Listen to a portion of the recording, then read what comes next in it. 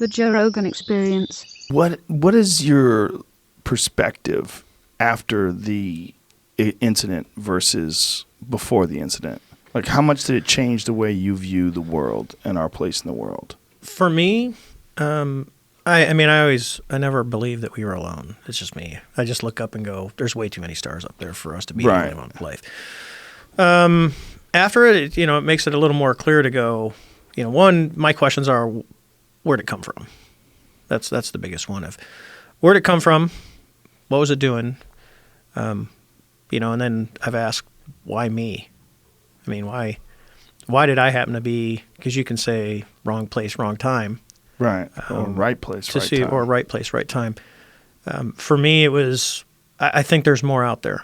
And if I could get word out to anyone, it's like, especially the debunkers of, one, quit trying to debunk it, because it is what it is. There wasn't a system glitch. This was a real incident that happened. And number two is, let's open our aperture a little bit and start thinking outside of the box. If you go, you look at it and go, hey, it's this non-reactive propulsion. Well, it's because when we came up with propulsion, we the people long before us came up with a reactionary propulsion system, and that became our standard. Had we done something different where we developed non-reaction, we might look at something like a gasoline engine and go, holy cow, how's that thing work? Right. We wouldn't have that idea. So, I think there's, if you look at it and go, people thought Einstein was kind of nuts, and we're still proving his theories today. And what we're learning is that he was right. And he was right. There was a time when the Earth was flat, except for some people in California. The Earth isn't flat; it's round. It's not just people in California; they're all over the place. There's not an ice wall. Right. So when you look at that and you go, a lot of the stuff that we thought was true isn't true. It's totally been changed. So for me, I just say, I think let's get outside of the box and go, if we can develop a technology that would, and I don't look at it from a military standpoint, because it would be a game changer from a military standpoint. Technology like that would be a game changer for mankind, completely. I mean, it would literally, everything that we do, and we don't know exactly, you could, do you want that system in a car? People have trouble driving in 2 dimensions, let alone 3. Right. It's kind of like your joke last night. I mean, you can't even handle the vaping thing, let alone driving a car that goes up, down, works in 3 dimensions. Well, that was what they originally wanted helicopters to be. They wanted to be flying cars. Yeah, if you get out on the road, you see how people drive. And I always laugh because people think, well, we're 3-dimensional. Like, we know that this table is not the floor, but really humans are 2-dimensional people. And you learn that, especially when we would fight, if you can really work in the 3rd dimension, which is up, and you go, well, we are 3-dimensional. I go, no, if you look at like a tall building is, 1,700 feet high, the big ones. And you go, no. For an F-18 to do a split S, which is go from up here and just do a vertical 180-degree turn, so you're going this way and you go down here. It's like 2,500 feet. And that's tight. That's a tight turn for a jet, unless you're running like vectored thrust stuff. But everything has a cost. So if you do some big Hayaka, you bleed off energy. There's a cost associated with that. That, to a pilot, that's 3 dimensions. To most people on Earth, you go, no, I look at a hill and go, I don't want to walk up that thing.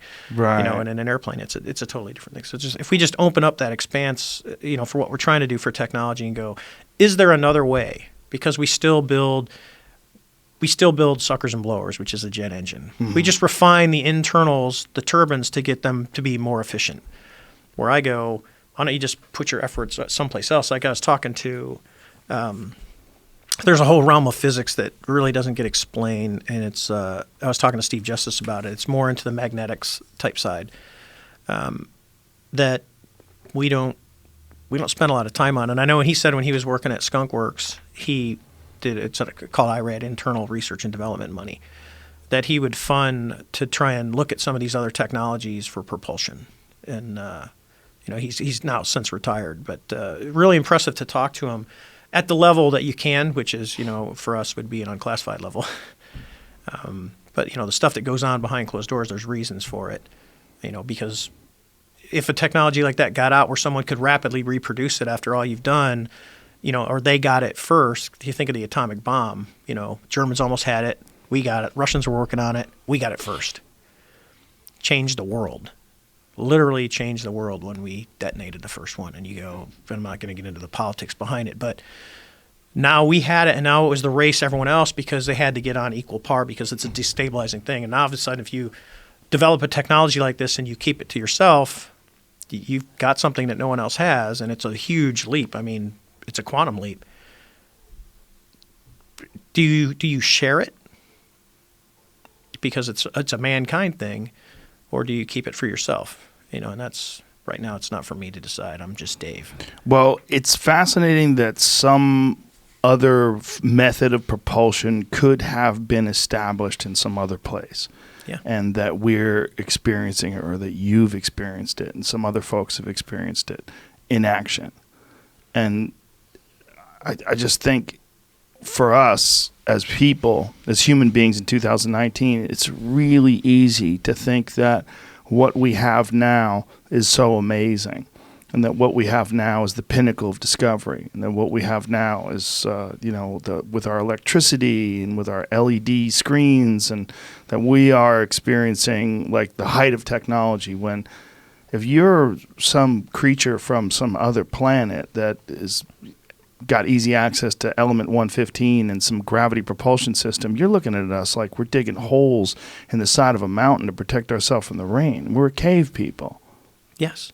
Yeah. We do that here on Earth. Yeah. I mean, you look at like a first world, like the United States, Sure. or the developed nations, and then you go to some of these other and go, people are still getting their water out of a hole in the ground with a bucket. Right, or people in the rainforest that are living these indigenous lifestyles. Yeah. So, take them something. I mean, take them one of these flat screens down to one of these tribes that no one's ever seen, and go, hey, look. Yeah. And start showing them pictures of themselves that you're shooting real time, or video that's feeding directly into it. They'll freak out. They'll think it's like, magic. Would you capture my soul? Right. So it's where are we at, and what are we going to do, and what can we do? Did it change the way you look at life? I mean, even though you knew that, or you had this feeling that we were not alone just from looking at the stars, but when you actually see the thing, like how, I mean, I would imagine that has got to really shift your perspective. I don't know if it shifted my perspective, but it was more of it's a validation. A confirmation. To go, yeah, I've always like, oh God, there's a lot of stars. And then you see something like this and go, well, maybe we're not. Because that pushes you to the next point to go, if one lands in my front yard, then I'll be 100% sure that we are not alone because it's sitting in my front yard. But, I mean, I got within a half mile of this thing, which is... People go, well, a half mile is pretty far away. Again, not when you're flying an airplane. A half mile is like really tight. When they bring you in to have these conversations with high-level government officials, how long are these conversations? So I went to I've talked to 3 different groups of people. This is post the New York Times article? So the New York Times article comes out in 2017. Yes. And then our government. The other pilot that was involved had been to D.C. multiple times. This is how I got in touch with Lou.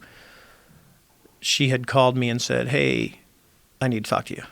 So I called her and I said, what's going on? She says, hey, has anyone called you about the Tic Tac? And I said, no. She goes, I've been to the Pentagon like a half dozen times, and they'll take me in and anywhere from Starbucks to, inside of a vault. And she goes, and they'll talk to me about the story, and then they'll show me a picture. Something goes to look like this. And then she gets pretty frustrated and goes, we call it the Tic Tac because it looked like a Tic Tac. What part don't you get? I mean, go get a thing of Tic Tacs and look at them. When they're saying, did it look like this, are they showing actual crafts that they have? No, not pictures that they have, but like a video from someone else. Like they'd show the gimbal video. Hey, did it look like this? Okay. And it was no. So, and that's when I told her, I said, well, just tell this guy that you're talking to, just give him my name and number. I go, I'll talk to him. It's not a big deal to me. And that started. So when I got asked, multiple times to go down and talk to people. One of them was supposed to be 20 minutes, and these are important people. Getting 20 minutes of some of these folks' time is like, that's a huge deal. So we went in thinking, okay, we're going to do the thing, 20 minutes, and then we're in, and an hour and a half later, we came out. I mean, that's the interest of, and there were some, you get the group, the folks that come in and out, but there's a few that just sat there and were enamored by what we were saying, like, you're joking. We're like, no, this is all real. I mean, these are pretty senior officials that are taking the time out of their day to take this serious, to go, maybe we do need to put a little emphasis on this. I mean, if something can just show up at will and do whatever it wants, and I'd probably at least pay attention. Yeah, pay attention. But what could be done? I mean, what could they do? If you put yourself in a position of one of these high-level government officials, what do you do? Just spend more money on looking at them? Well, if you look at money, though, I mean, I know when the article came out and they talked about the ATIP program that Harry Reid got funded $22 million over 5 years. So it's $4.4 million a year. And you go, everyone's freaking out. Oh, it's $22 million. I go, no, it wasn't $22 million a year. It was $4.4 million. That's not even in the rounding error for the United States. We just got approved what? It was $750 billion for a defense budget.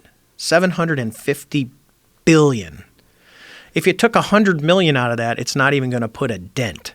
And I go, why can't you? If you're only spending $4.4 million a year, and you can actually get some good work done, because you don't need a huge team, because you figure if you look at, I think what's the number, like 10-15% of all these UFOs, like if you look at Project Blue Book, really remained unexplained. And you go, okay, so you can weed out, you can read out me flying over someone in a campfire and lighting my afterburners. So you can go, no, that was Dave being Dave. So you can weed that stuff out. Now you go, now I'm really kind of concentrating the funds. The most important thing, and I talked to the folks when we were talking, because we talked about funding, and I said, let me leave you with this. And I had got some pretty good stuff. I was talking to Chris Mellon, who's a former undersecretary and understands how the government works. So it was where he gave me some really good feedback. And I talked to him. I said, look, I'm all for you guys funding a program. But what you need to do is fund a program that there's going to be oversight over. And when I say oversight, I mean, because what happens is you go, here's money, but we're going to distribute it in the government. So we're going to distribute it to these 3 different agencies across the United States government. So, I don't just call them agency A, B, and C. So you give it to them, and I'll go back to like the 9/11 stuff where we really had the answer, but all the agencies weren't talking to each other to put all the pieces together. And that's my fear, that you go, hey, we're going to take $100 million of taxpayer money. We're going to fund a program to actually seriously investigate this stuff and look at the technology. But there are 3 different entities working on their own and not talking to each other. So there's got to be a joint collaboration to where we go, we're going to do it, but, Joe's going to be in charge, and you guys are all going to play nice in the sandbox together because we want to get our money's worth, because people will raise the fraud, waste, and abuse flag that we're wasting money on something stupid.